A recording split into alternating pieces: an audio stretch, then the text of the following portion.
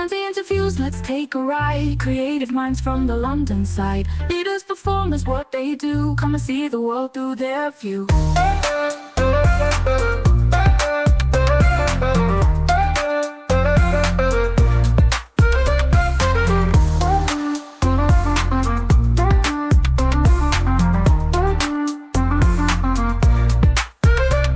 Hello my loves and welcome back to this second episode of Aunty Interviews, the place where performance meets personhood and where I, your resident drag auntie, Ursula Mess, go soul searching with the artists who keep London's cultural heart beating.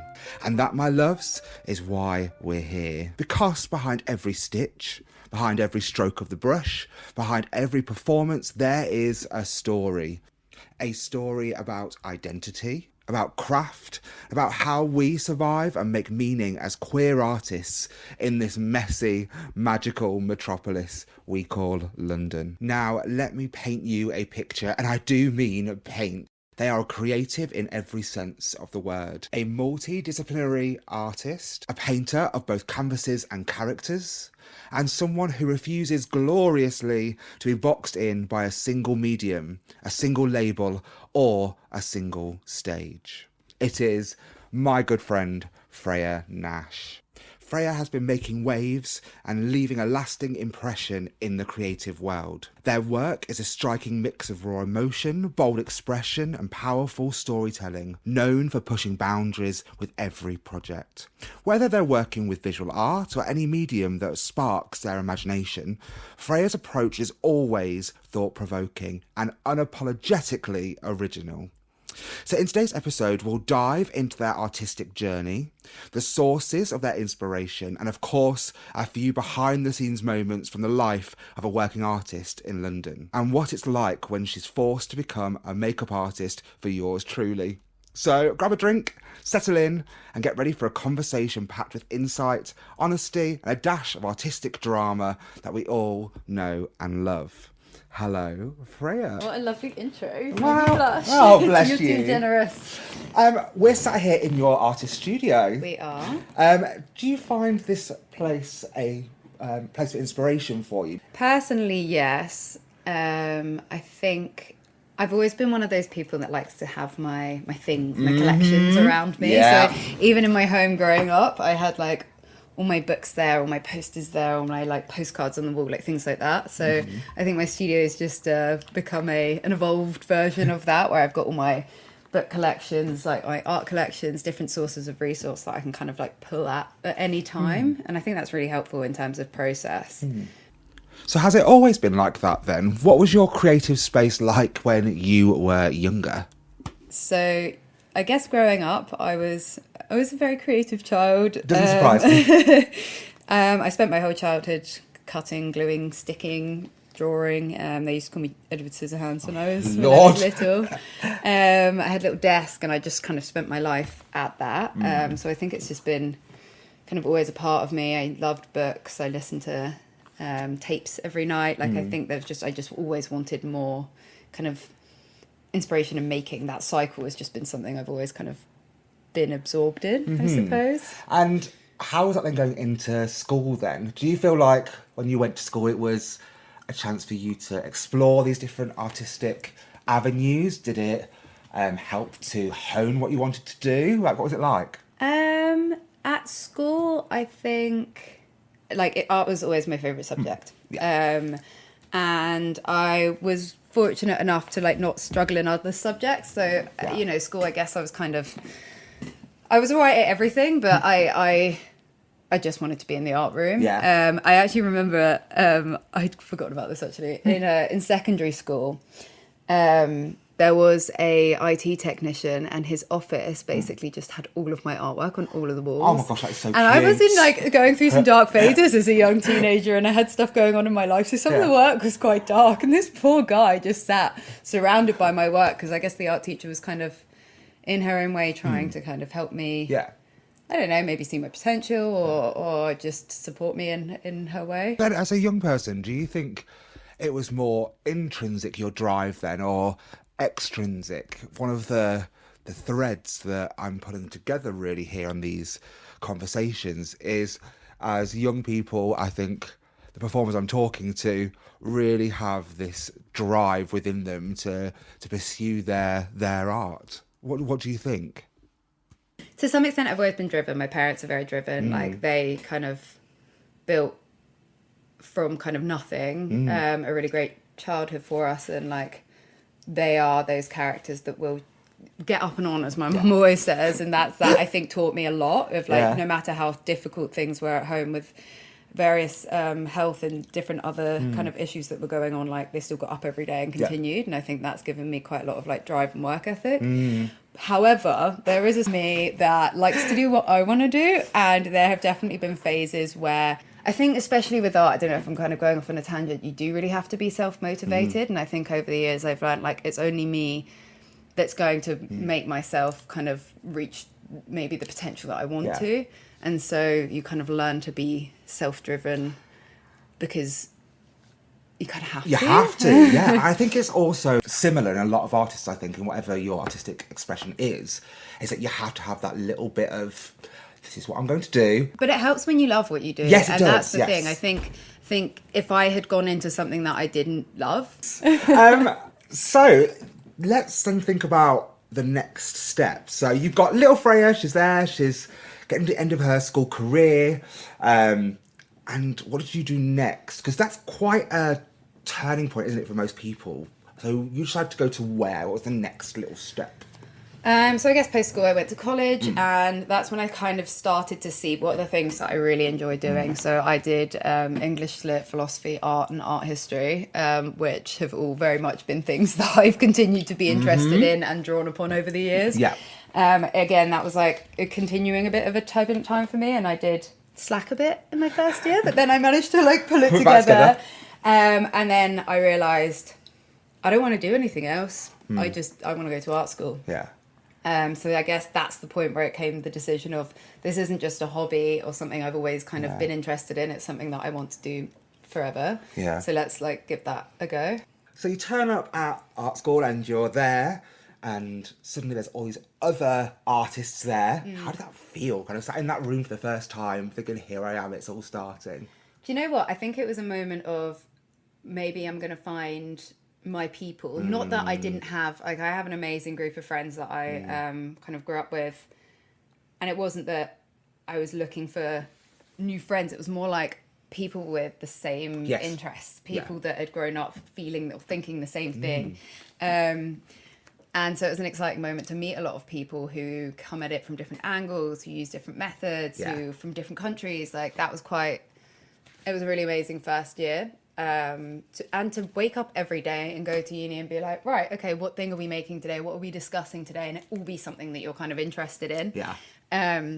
I've never been one for wanting to go to school, so it was the first time I was like, I'm kind of into going today. Yeah. I'm now working one, like, yeah. I think I struggle with that kind of structure, but I think the difference with art school is there's less of a structure. It becomes more self-motivated. You go in to use the studio, and that I think suits me more. So yeah, it was a really great moment. I think going to St. Martin's was Now, it was fun. There was a lot of people watching. I loved seeing what people were going to turn up in, because if you're in fine art, like a lot of people wouldn't necessarily dress up. You're going to be painting, right? Especially in my pathway, I was in 2D. But you'd walk around and you see all these looks every day, and I was like, "This is awesome!" Like, you're brushing over. I was just going to St. Martin. That it's a prestigious place to go and study. It really is, and that must be, I should say, very inspirational, but quite intimidating. Yeah, I think so at times. I think maybe when I first started, I was a bit like, okay, there's like loads of people here and they really know who they are. Yep. And I think that it can be quite a scary thing to go into. But do they though? This is a thing that is coming out when I have these conversations. Yeah. A lot of this is faking it till you're making it. Do you know what? I actually said that to someone the other day who said to me about like, I can't remember what we'd gone to together, and they were like, "Oh, you seem really comfortable or confident." And I was like, "It's all lies. It's all lies." Yeah, you just have to kind of have this side to you that can just go in and just own it. And I guess it's exactly what you say. It's fake it till you make it. And I think a lot of people are much more insecure than you think they are. Oh yeah. But you know, we were like, you know, like speaking about fashion, that can be like an armor. Yeah, of course it can. Yeah. And I think art school and creativity, whatever kind of practice yours is, it's a very vulnerable thing. And actually there's a lot of anxiety and fear and things that can go into it, and you do have to have this sense of self-confidence to want to put it out in the world, I suppose, but it's not always easy, and it doesn't always come naturally. No, and as well, you're putting yourself up for criticism. Yeah. When you're putting something that is so, well, you'd hope being so personal, or at least something that you've been so interested in, like for you, how long would say you're putting a show together, how long would that take you from like start to finish? I think that really varies. It depends whether you've got like a show booked in and there's like a timeline to work within, or whether you just kind of start on an idea and then you're like, okay, this is show worthy, maybe then get something booked in. You know, I think It must be at could be least like a year. So you're putting a year's worth of work out there, and then if someone criticises it, that must really be difficult. Yeah, I suppose you have to grow a bit of a thick skin, and I think that comes down to like everything. So you know, you're doing a lot of applications and you want to apply to whether it's art school, whether it's residencies or commissions, different things like that. Like you do have to kind of build up some sort of thick skin, but also self-belief, but also delusion a little bit as well. I think, exactly. And even, you know, going back to that kind of university thing, that was probably one of the biggest not hurdles, but one of those kind of moments where you really have to learn how to handle something, or was crits. So then all of a sudden you're in a art school, and every 2 weeks or so you show a piece of work to a room of other artists, and they critique you, and sometimes you get lovely comments and sometimes it goes awfully and you have to walk away from it, and it's incredibly important. You learn a lot from it, but it's bloody scary when you're like 18, 19, and these are all people you don't really know that well yet, and you know, that's a big learning curve, I think. And can you remember a moment where maybe you had been criticised and how that felt? Did you have those kind of deep-seated memories? Because I can remember when I was at uni doing drama, I have one very clear memory of we were doing Mammoth, I think it was, and those lines just would not go in my head. No matter how hard I did it, fluffed it every single time, and that feeling of being sat there and knowing that everyone's going, oh dear, I can still feel it now. It's cringe. It's horrible. It's like like you can feel it viscerally. Yes. I have one distinct moment was actually, so uni was a bit of a tricky time for me. My brother passed away in my second year, and that really like rocked my world. Like my brother was my kind of idol inspiration. I loved him to bits. I obviously still do. But it, you know, like it was a bit of an earth-shattering moment in mine and a lot of other people's lives, and I took some time out of uni, and I think I went back for the last term of my second year after missing quite a lot. And first couple of pieces I made were, granted, they were pretty visceral, quite dark. I suppose it was a kind of process that I maybe needed to work through. It was a bit of a outlet. And one of the pieces I had a crit, and they kind of not ripped me to shreds. It felt like that. They probably didn't, but I think I felt so vulnerable. It was the most raw work I'd ever shown anyone, and it was not taken that well. And it was a really hard reflection moment of like, okay, wow, I've really put my feelings, myself on the line, and it's not received well. How do I deal with this? And yes, I look back on it and cringe, but it probably was a good learning curve, because that's going to continually happen, especially if you want outlet through our work, and you have to be resilient in your vulnerability. I think that's the word I was thinking, is vulnerability as well. And it's coming back to this idea we talked about, like you have to be kind of a bit delusional, fake it till you make it, but it is so personal what we do. And so then, do we need to think about, as artists in a way, how we protect the self as well? Because it's difficult putting yourself out there, and you do have to think about how do you protect Freya and then Freya Nash the artist. And I think that's something that like I've been learning to navigate over the last few years, to find this balance between being open and honest through my work, because I think that's the way you're going to touch someone else, right? It's like to form an open communication between, you know, self and other, or artist and audience. And the work that I've loved, or that's touched me over the years, often comes from that kind of that place, that vulnerable place.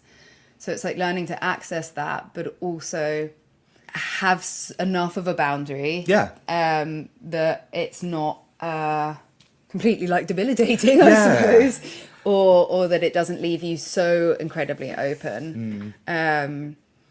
It's a kind of a scary or unique balance to try and find, and I think, you know, a lot of creatives have to kind of figure out how to toe that line. If we don't give a part of ourselves in what we're doing, it won't feel authentic. Exactly, and I think authenticity is like a key word in it. And that's something that I'm always looking for in other people's work, or even just in people.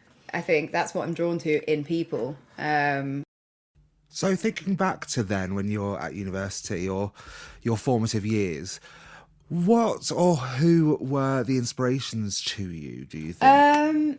It's always been a bit of a range, but I'll talk about... Surprising! Maybe, maybe the kind of... The art that I'm always drawn back to, and I think that would have started probably before uni and has continued on now. So I suppose I was always kind of drawn to Renaissance art and the figures, the light and dark, this kind of idea of like light and shadow, and looking into kind of humanism and the stories that were told through this kind of artwork. That was something I was always really drawn to growing up.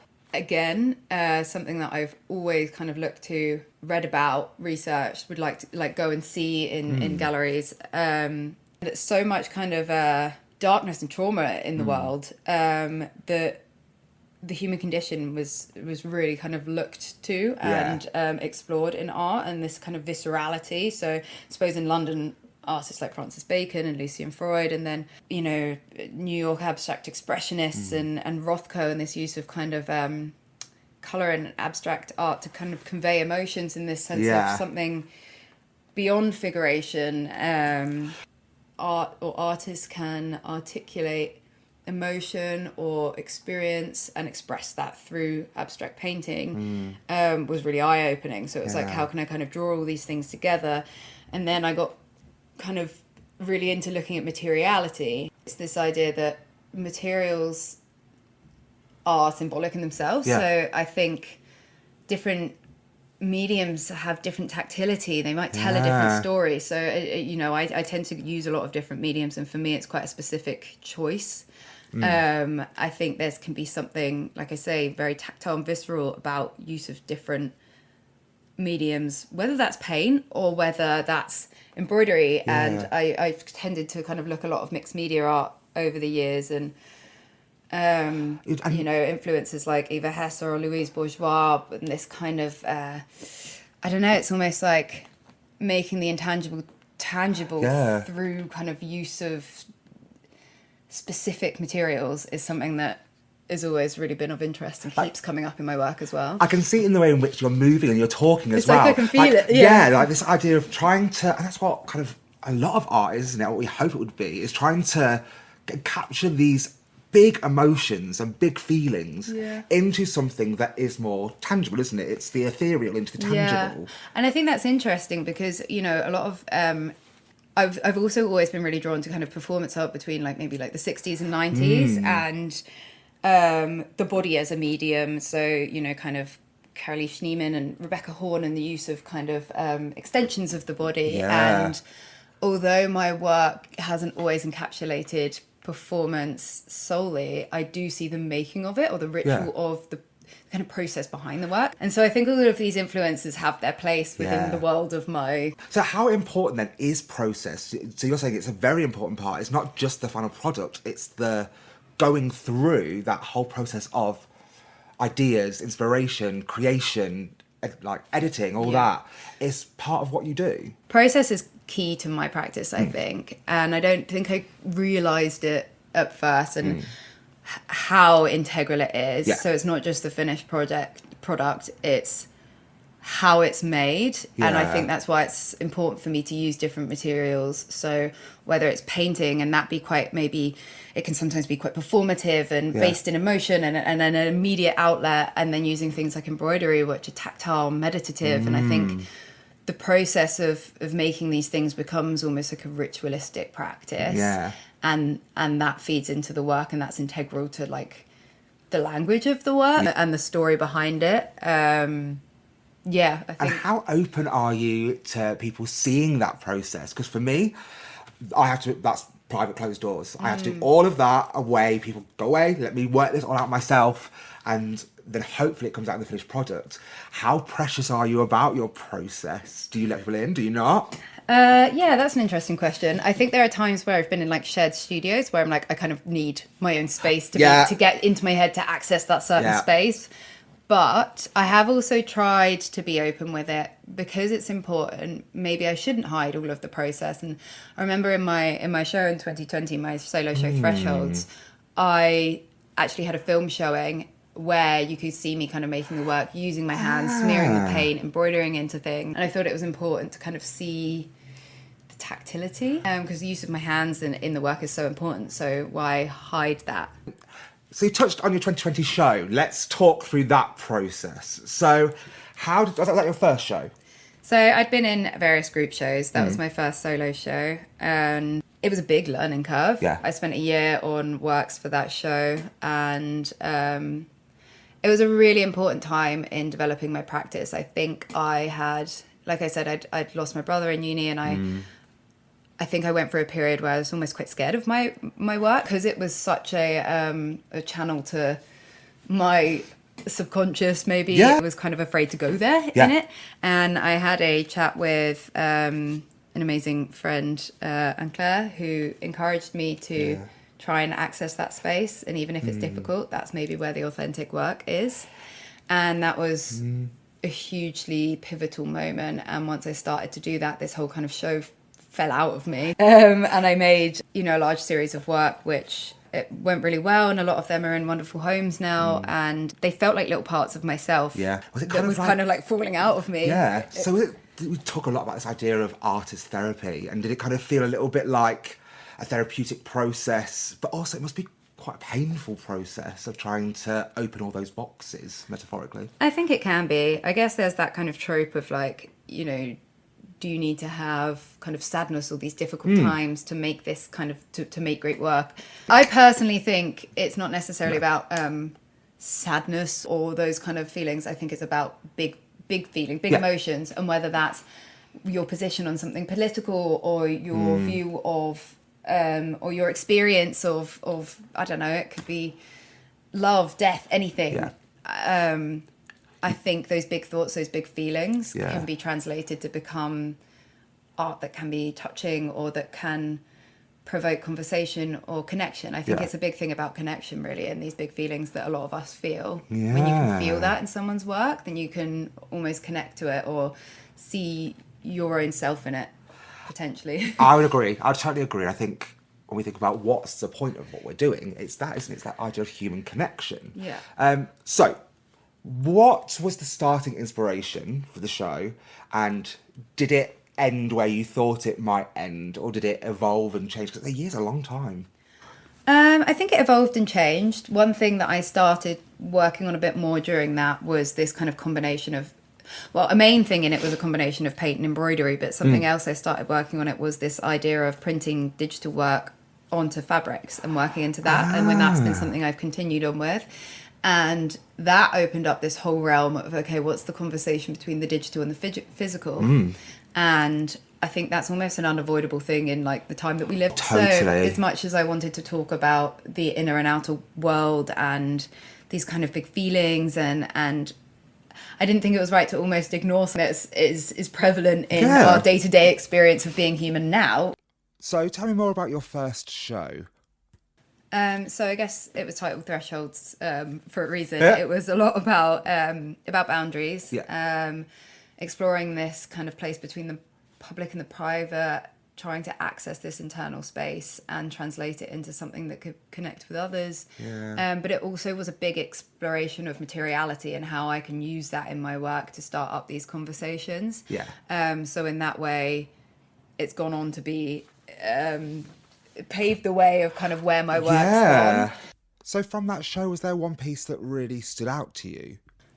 I suppose if I had to pick one piece to talk about, I would pick this one called I Miss You, which was a hugely emotive piece for me and was quite emotional in making. It now lives in a really wonderful home. Yeah, so this piece came actually directly influenced from the work of an artist called Franco B, who is a performance artist. Kind of also worked in embroidery and other mediums, but this was a performance piece. So Franco B did a piece called I Miss You. And in this piece, he was painted white and he walked down this kind of runway and he had cannulas in his arm where blood was kind of dripping. And it was, when I saw it, I was like, whoa, like it really stuck with me.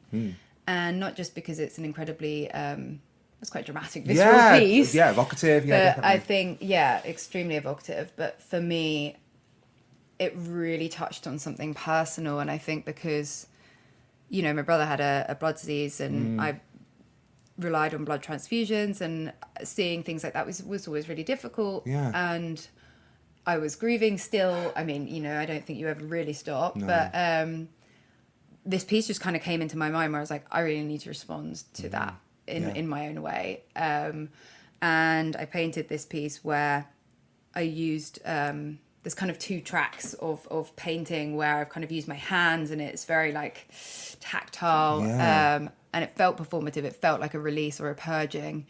And then embroidering into that, and you see these kind of trains of embroidery running down, so it's almost like the blood dripping down, but not quite as visceral as the original piece. But it was almost a reflection of Franco B's piece, a way to channel my own kind of emotions that had come up from seeing that and my own experiences. And that piece has always really stuck with me as like an important one. And did it feel kind of healing to create that piece? Yeah, I think it was the first time I thought, okay, I'm really going to channel this specific experience, because I think, you know, your experiences come into everything, and, you know, a lot of it fed into the whole collection, but that piece in particular was one that it was really challenging to make, but it felt like a purging in a seminal moment. In a difficult but a healthy way, I suppose, and became a really important piece for me. So actually, as creators, artists, whatever we want to say, is that really from that experience, the challenging work is the important work.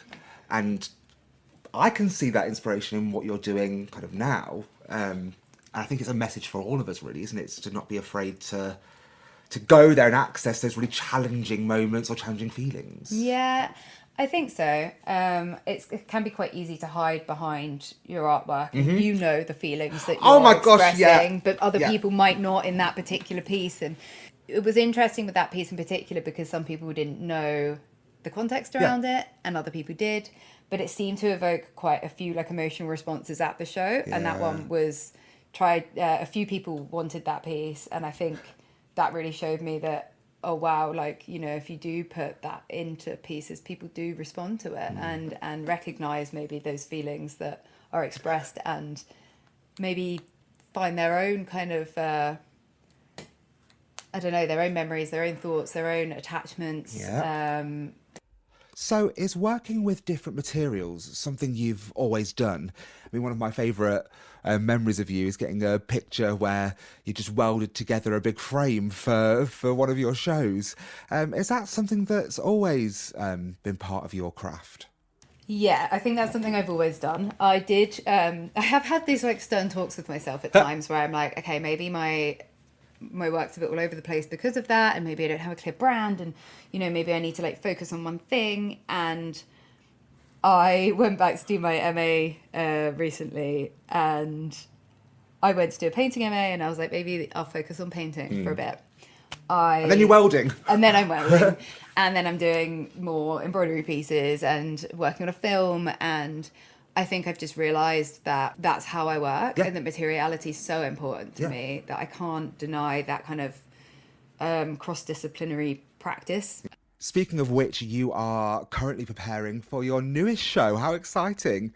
Can you give us any information about that, your inspiration, maybe some sneaky behind-the-scenes tea? Which I'm very excited about. I'm right in the thick of it at the moment. So how is it going? Going well.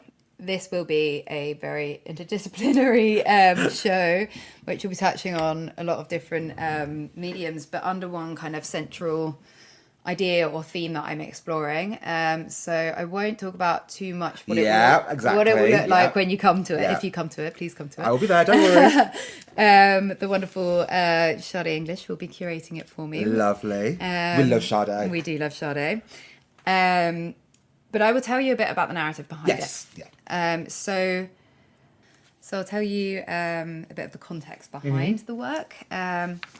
So this collection, this show, is looking at alchemy through a kind of Jungian Unpick that for us all. So, right, alchemy. What do you mean by alchemy? Okay, all right. Let's go backwards. So alchemy, I think most people will know it from this kind of chemical process. So alchemy traditionally is about kind of transferring base metals into gold. So this idea of transmutation. Jung looked at it through a kind of psychoanalytical lens, and I think it's probably been looked at before in terms of a more kind of spiritual or psychological sense, but I've read kind of mostly Jung's writing on it, and that's probably where it became most known in this kind of psychological sense, but kind of seeing it as a metaphor for the development of the psyche on the journey of the kind of individuation and wholeness of the self. So I guess big themes in it are kind of symbolism and wholeness and metamorphosis, and so this not only just comes up in this series, but I think has been touched on in my work over the years. I think so, yeah. So I look at it through the lens of these three primary stages. Technically, there's 4 stages in alchemy in terms of these states that I will explain, but I'm looking at the main 3. So Negredo is the encounter with the dark side of the self, so the blackness, meeting your shadow, and this was the idea that you kind of you meet the dark side of yourself, and it's challenging.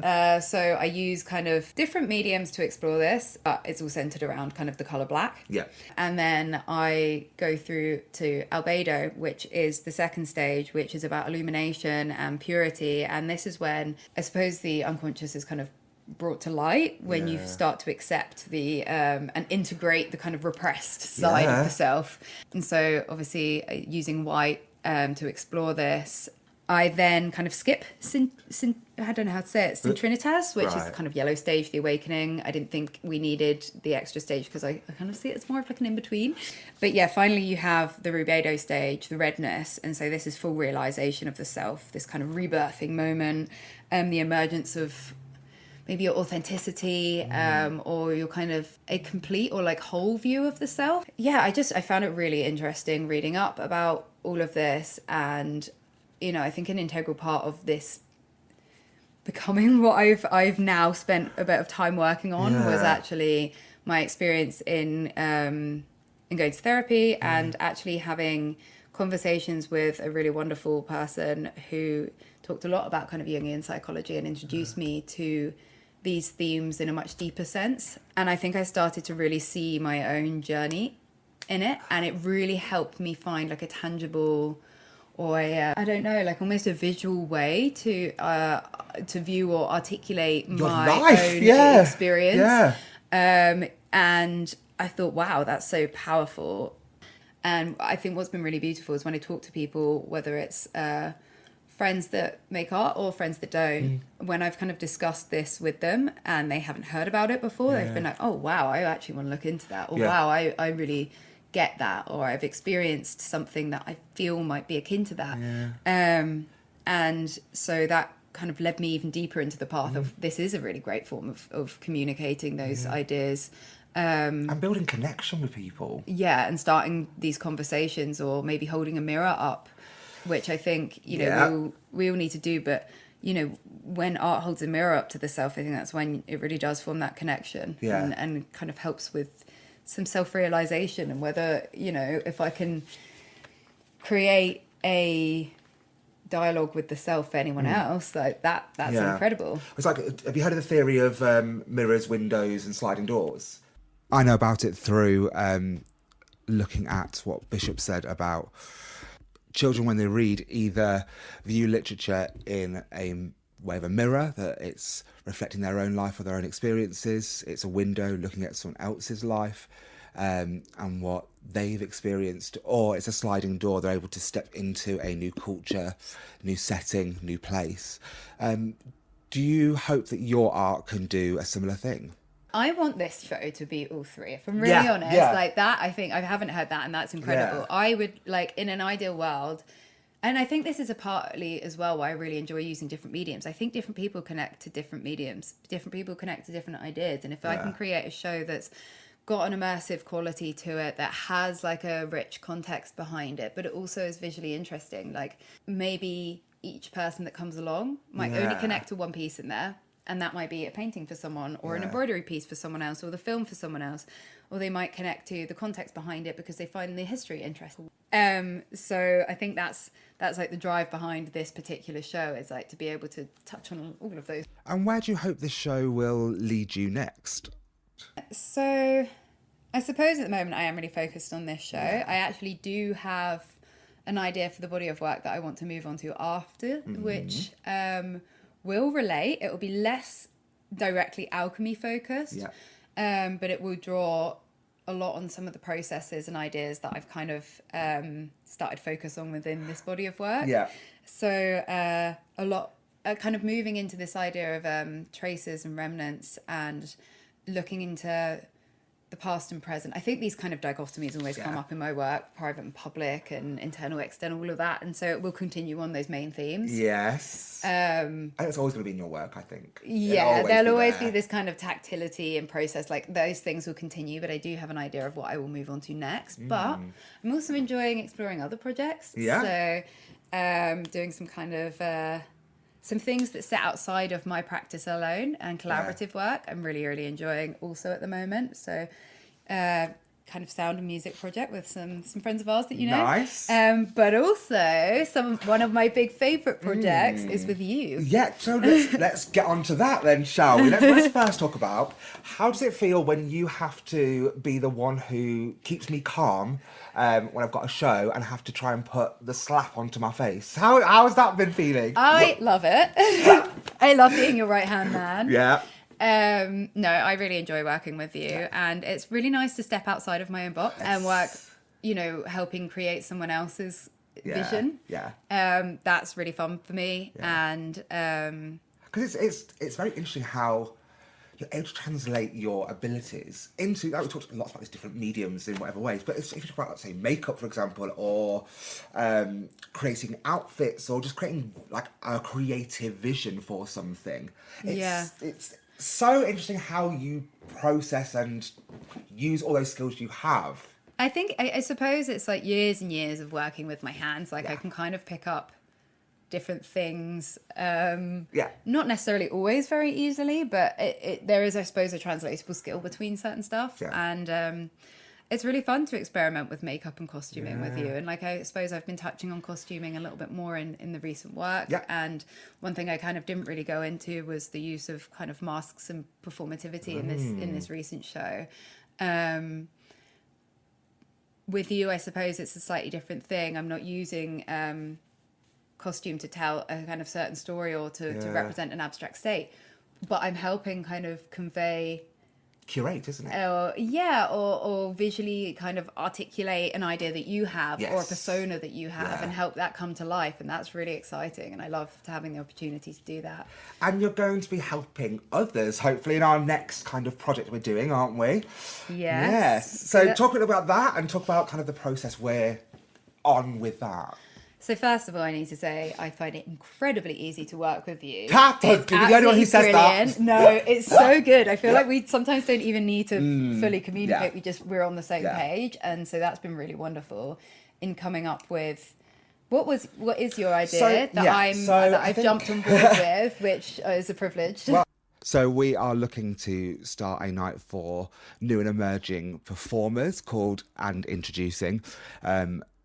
I've been very lucky in the fact of that people have given me a chance to perform at their nights or on their stages, as I was an emerging artist. And it's so difficult in London nowadays just to get a space in which you can try out different ideas or just to get a chance to have a go. So the night we're looking at doing, isn't it, is really just focusing on that and giving new performers or emerging performers a space in which they can show their art and then get feedback from different industry creatives. So yourself and Miss Terry Box and people like that who are going to come in and help us with hopefully get this night started. I think it's a really wonderful opportunity to give young or kind of emerging performers a chance to speak to people who have different parts to play in the industry or and have, you know, different feedback to give, but you know, a lot of these performers won't have had the opportunity to go to things like art school or had that critical feedback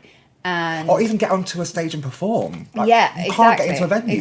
And it's all about experience, and that's how we learn, that's how we gain confidence, and those critiques, whether good or bad, really shape who we become. You know, challenging yourself is the best way to grow, I think, and it would be wonderful to be able to, you know, help someone, even if it's just a conversation, to help them in their journey. Like the people that I've spoken to over the years, whether that's tutors or Unclair I mentioned earlier, or, you know, Sade, like having these moments of feedback and the difficult conversations and the positive ones really, really help you on your journey. Yeah. So Freya, we're coming to the end of this interview, and I always like to end with a bit of a game. So this game is called Van Gogh or Van No. Strokes wild, paint the sky. Starry nights make you ask why. Truth or trick, let's start the show. Van Gogh or Van No, let's go!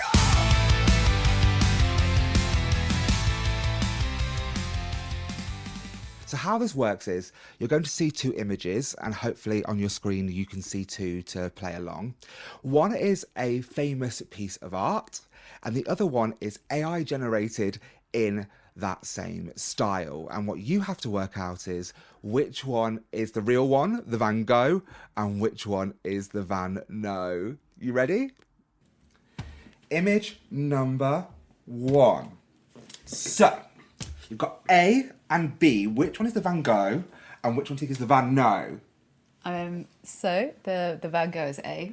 That's Starry Night. We all know Starry Night. Oh, there you go. Nice. I was well impressed with how, like, you encapsulate it. I'm excited to see all of these. I want to see. So I thought it was a nice introduction one for you. How do you know it was Starry Night? It's just a classic image. I think that's one of those pieces that a lot of people recognise. It's a bit of an icon.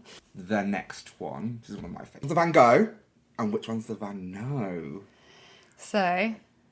I knew you were going to do these. I knew it. It's A again. Yep. I think is it Seurat? It is indeed, yes. Pointillism. Well done, yeah. I know it from, if you're the musical theatre gays out there, I know it from Sunday in the Park with George. Oh, I didn't know that. You should look it up. So it's I'd brilliant. learned something. There you go, yes. This one is tough. Okay, all right, I'm ready. Okay. Which one is the Van Gogh? Wow, this one is tough. And which one is the Van No? This one is so tough. Yep. It could so be either. Uh-huh. I want to say A again. Well done! Yes! I thought I was going to throw you. I really did. That was definitely the toughest. Yeah. Like, the others I just knew because I knew the work. Yeah, of course. Whereas this one, I mean... B could easily be a piece that I haven't seen before. Do you know what I mean? Like, it's that quintessential image that we think of. With I like his slight eyebrow arch.